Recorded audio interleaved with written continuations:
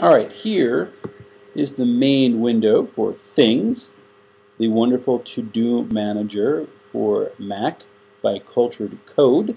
It looks a lot like an email client. You even have an inbox of sorts that keeps track of some of the to-dos you put in that are coming up in the future.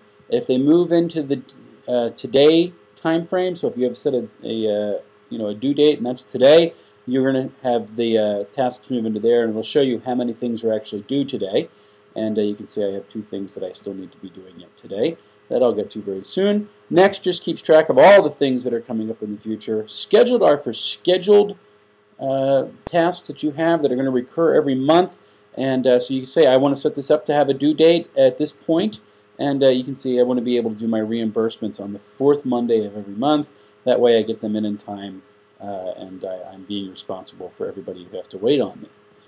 Someday is neat because you can do that for projects that you're going to just want to get to at some point in the near future. You throw that in there and you never forget that you want to be writing on this someday. And I'm going to be using this for blog posts ideas and future projects and book ideas. These are things that I really want to be working on. I think I might have to start using that really quick. Projects are neat, and I already have 2 active projects here. One is for Christmas Eve, the other is for a retreat that I'm running.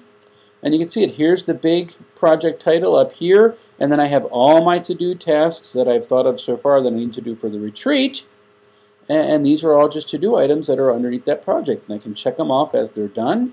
I can examine them, what they are, and it's really neat. One of the fun things about the projects, or even anything in Things, is the ability to drag in folders or files into your notes, and you'll get a link to it inside your window here. So here I have treatment, and that is actually a link to my document that I'm currently writing for all the materials for the retreat.